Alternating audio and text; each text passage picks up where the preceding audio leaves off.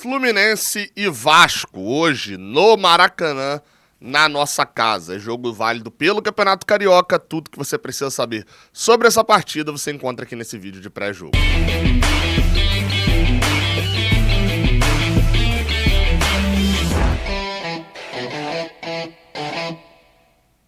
Seja bem-vindo, você guerreira de todo o Brasil, de todo mundo. Aqui é o canal Raiz Tricolor. Eu sou Gabriel Amaral, eu sou jornalista e sou tricolor. Deixe um like aqui embaixo, se inscreva aqui no Raiz Tricolor. Isso ajuda de verdade bastante aqui a nossa produção. Quarta-feira de cinzas, jogo entre Fluminense e Vasco. Jogo esse de número 391. E a distância, olha, complicado, tá? São 123 vitórias nossas, 114 empates e 153 vitórias deles, tá? 30 jogos de diferença, 30 vitórias de diferença do Vasco sobre a gente. A diferença, pra ser sincero, a diferença só foi tão alta há pouco tempo, tá? Mas tá nas alturas em relação à diferença.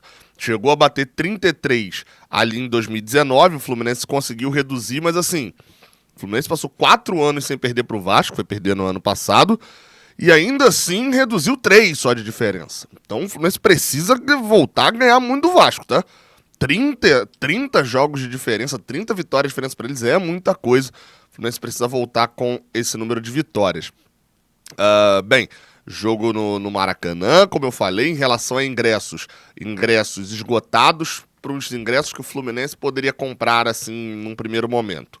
Ingressos do setor sul esgotados, ingressos do setor leste, que é um setor misto, esgotados, e aí outro setor que também é misto ainda está aberto, que é o setor oeste, e além disso também o setor norte, com muitas entradas disponíveis, que é exclusivo da torcida do Vasco. Tinha sido 40 mil vendidos até o início da tarde ali desta terça-feira, né, dia que antecede ao jogo, e segundo uma informação do Edgar Marcel de Sá, que é do GE, é apresentador do podcast do Fluminense, mas cobre o Vasco, né, então tá ali nos dois lados. Segundo ele, 36 mil era parcial para sul e leste. Ou seja, sobrava pouco mais de 4 mil ingressos para o setor norte ali pro Vasco. Óbvio, deve ter um aumento muito grande e tal, mas ainda assim a gente deve ver uma diferença absurda na arquibancada. Gabriel, mas eles vão ser maioria na mista? Mesmo se forem, cara, o setor misto tem 5 mil ingressos só. A leste inferior. São só 5 mil ingressos. Com a superior vai para 10 mil ingressos, mais ou menos. Só o setor sul leva 20. Então, assim, a gente está falando com certeza com mais tricolores.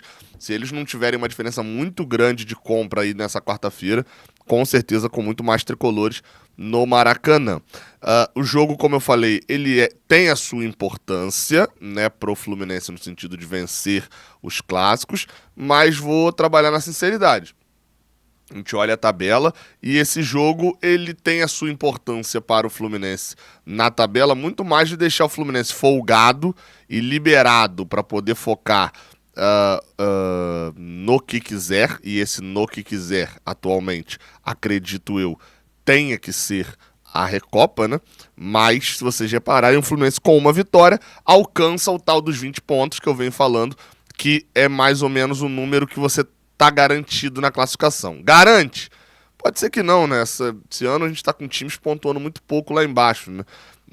Mas pode ser que passe de 20. Mais 20 pontos é quase que a garantia. O Fluminense iria pro jogo do final de semana contra o Madureira para fazer uma vitória e de repente já até se classificar matematicamente. Então é importante. E também do outro lado, e aqui eu nem vou falar de rivalidade, de ferrar a vida do Vasco e tal, nem nesse sentido não, mas num sentido prático, pensando também no fato de que se o Vasco não joga a semifinal, um time pequeno joga.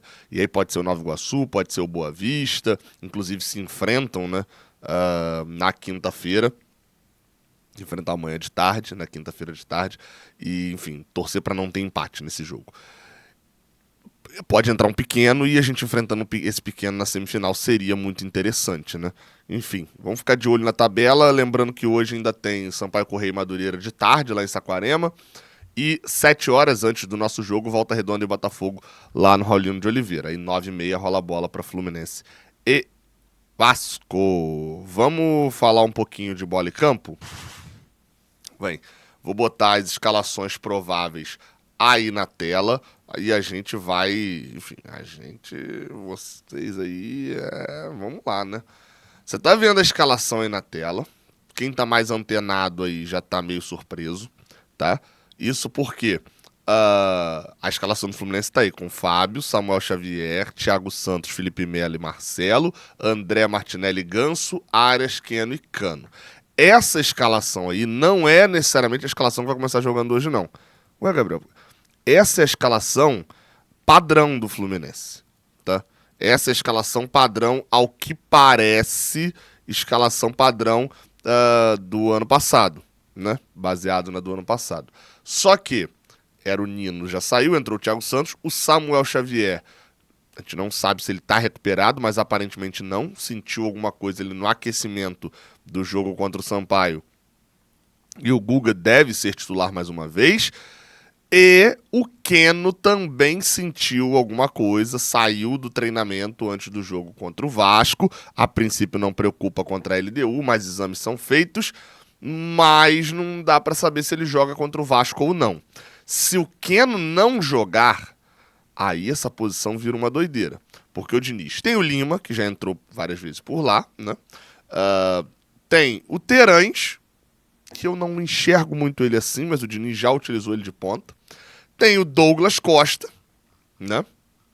Outro jogador que também joga pela ponta. No caso aí ele meio que teria que inverter com Arias, né? Porque o Douglas Costa joga... Ah, não, até tá... Já, mais ou menos mesmo, porque o Keno joga pelo lado esquerdo. Aí teria que fazer uma inversão, ou até mesmo o Diniz colocar o Renato Augusto, né? Pra poder jogar. Na verdade, mais até do que isso, né? Mais em relação a essa possibilidade de ataque, se entra o Renato Augusto, ele não entra como ponta, entraria como meia ou áreas de de certa maneira, um segundo atacante, né? Enfim, teria o John Kennedy como opção também, mas o John Kennedy parece que não joga, né? Não deve chegar a tempo ali da seleção e tal, e fazer uma preparação para jogar o Clássico. Vamos ver, cara, eu acho pouco provável que o Keno jogue, até porque o Fluminense não vai ficar correndo risco em relação a machucá-lo e tal, e perder de vez pro jogo da LDU, e acho que pensando ali na quantidade de chances que cada um teve até agora, se o Diniz for pensar nisso, for usar isso na balança, ele vai botar o Douglas Costa. Douglas Costa, certo. Quase falei Diego Costa agora. Vai botar o Douglas Costa, que é o que teve menos chance. Se eu botar por rendimento, seria o Renato Augusto. Foi quem joga melhor até agora. Mas, enfim, vamos ver, né? Já no time do Vasco, tá? Essa é provavelmente a única mudança do Fluminense. No banco deve estar uma galera aí muito interessante. Qualquer um dos que entrar, o banco ainda fica muito bom. Time do Vasco deve vir com 3 zagueiros, né? O Ramon Dias tem jogado com 3 zagueiros. Léo Jardim no gol, João Vitor, Medel e Léo. Eu confesso que não sei muito bem o posicionamento entre o Medel e o João Vitor, quem tá fazendo o líbero, mas acho que o Medel deve estar fazendo aqui o líbero, até por ele ser volante de origem, né? Paulo Henrique na lateral direita, ele já utilizou o Rojas aqui na lateral direita também, mas enfim, aparentemente vai de Paulo Henrique. E Lucas Piton vem fazendo um bom carioca, camisa 6 na lateral esquerda, ou na ala esquerda. Zé Gabriel, o famoso Zé Delivery, é o volante, fez umas boas partidas, mas entregou, enfim. O Galdames, né? Pablo Galdames é o chileno. Deixa eu ver se eu tô certo nesse chileno aqui. Chileno, que acabou de chegar, né, no Vasco, estreou agora contra o Audax. E assim, eu até botei ele aqui junto com o Paia, mas ele meio que poderia fazer ao lado do Zé Gabriel aqui. Só que eu acho que ele vai acabar saindo um pouco mais. E aí tem o Dimitri Payet, o francês, David e Verratti. No ataque, o Verratti, inclusive, era dúvida, especulava-se que ele fazia um tratamento por causa de uma dor nas costas. Ele ficaria de fora dos clássicos, mas deve ir a campo, sim, deve jogar o centroavante argentino. Esse é o time escalado pelo Ramon Dias. Cara, promessa de um jogo interessante, assim, do olhar de futebol, porque o Fluminense tem um ótimo elenco no nome, enfim, né, se espera muito desse elenco montado para essa temporada, mas é um clássico, o que iguala um pouquinho as forças, e além disso, é um time que jogou muito pouco na temporada até agora. Tem que lembrar que o Fluminense voltou de férias, não chega a ter 20 dias. O Vasco, o Vasco também jogou pouco no Carioca, mas o Vasco fez aqueles jogos lá no Uruguai, tá treinando desde o início do ano e tal. Isso faz ali uma certa diferença. Enfim, por isso que eu acho que a gente vai ver um jogo. Agora, o Fluminense também a gente precisa saber a postura, porque o Fluminense entrou contra o Sampaio Correia com uma postura de vamos ter paciência que uma hora o gol vai sair. Saiu, de fato eles estavam certos, ganharam o jogo. Mas demorou demais para fazer o gol no Sampaio Correia. Né? Sendo o Sampaio Correia o que é em relação a time, em relação à própria tabela e o desempenho nesse Carioca, era para ter feito o gol mais rápido, era para ter decidido aquele jogo sem começar aquele draminha que já estava começando ali aos 30 do segundo tempo.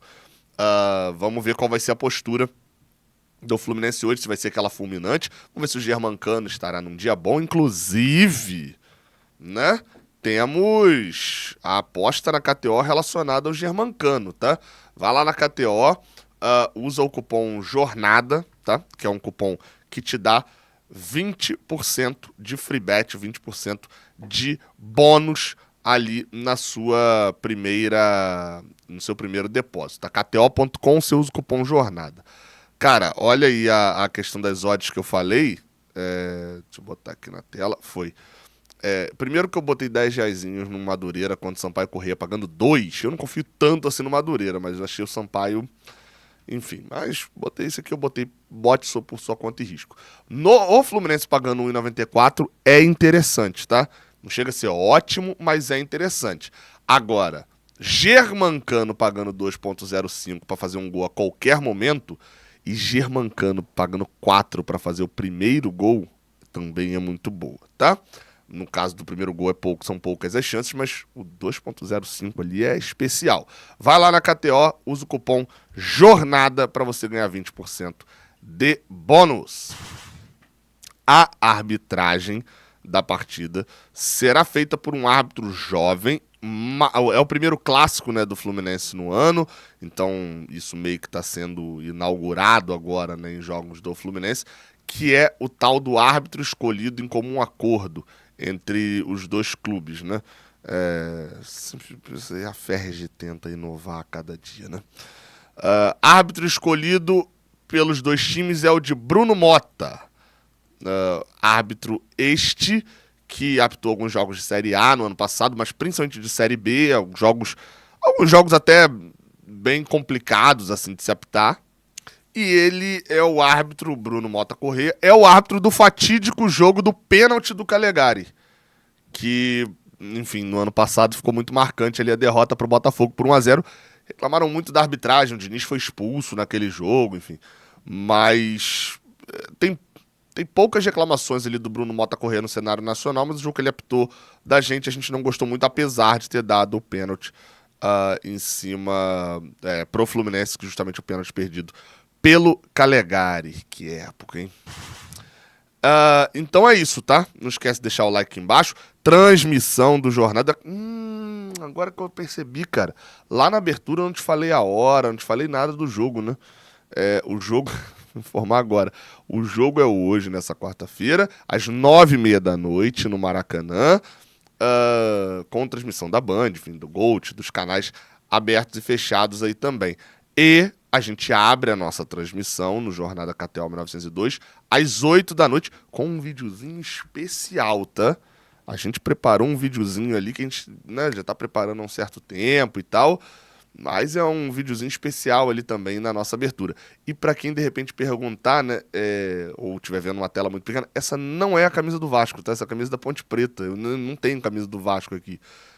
Em casa. Eu até aqui tenho, não aqui dentro do estúdio, mas lá em casa tem do Flamengo, porque minha esposa é flamenguista. Mas nem do Vasco, nem do Botafogo eu tenho camisas aqui em casa para poder tirar a foto que eu sempre posto lá no Instagram. Vou usar da Ponte Preta aqui, de repente até o do Flamengo. Eu não tenho camisa rubro-negra aqui também. Acho que a única que eu tenho rubro-negra aqui é É uma do Milan, antigona, mas aí a lista é diferente. Mas enfim, no Fla-Flu eu me viro também. Tamo junto, tá? Até a próxima. Valeu!